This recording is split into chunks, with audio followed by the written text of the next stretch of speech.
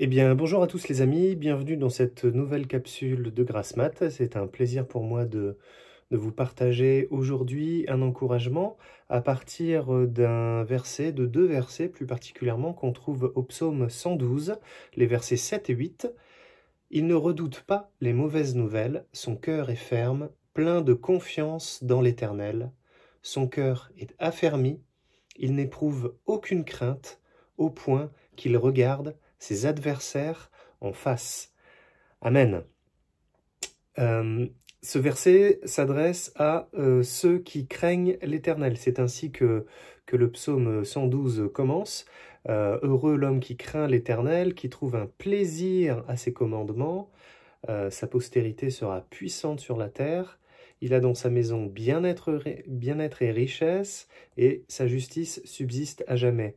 On voit là qu'il est attaché à la crainte de l'Éternel, un grand nombre de bienfaits.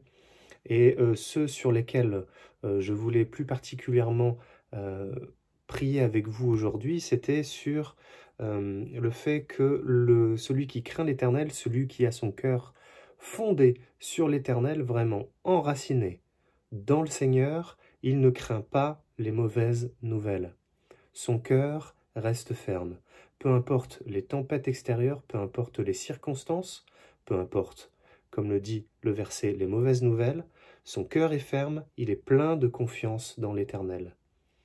Celui qui craint l'Éternel, qui met sa crainte, c'est-à-dire qui met vraiment sa confiance, son espérance, et qui sait que l'Éternel est la source de toute chose, de tout bien, qui connaît le cœur de l'Éternel, qui connaît son identité, qui sait que le Seigneur est bon et qu'il n'y a en lui que bonté, sainteté et justice, il n'y a en lui aucun mal, aucune volonté de faire le mal, il n'est pas la source du mal, il n'est que la source du bien. Pour lui, pour celui qui connaît ces vérités, qui a appris à les connaître, à les découvrir, à les méditer, à les lire jour après jour dans la parole, pour cet homme-là, ou pour cette femme-là, il n'y a que des bienfaits.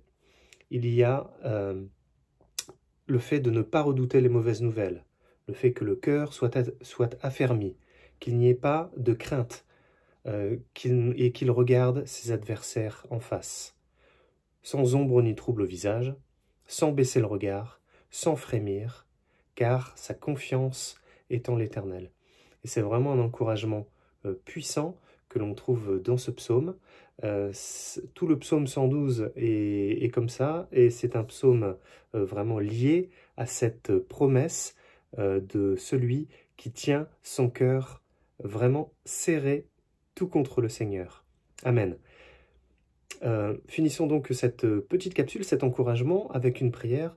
Eh bien, Seigneur, je te bénis et je te rends grâce de ce que tu me montres le chemin, Seigneur, au travers de ta parole, au travers de tes encouragements, au travers de ton cœur, Seigneur, tu m'apprends à ne redouter aucune mauvaise nouvelle et à avoir toujours mon regard fixé sur toi.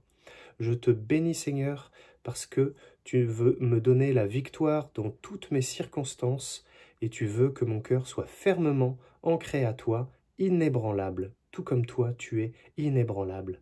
Je te bénis, Seigneur, de l'œuvre que tu fais actuellement dans le cœur de beaucoup qui recherchent ta face et qui ont dans leur cœur la crainte de toi, Seigneur. Je te bénis dans le nom de Jésus. Amen.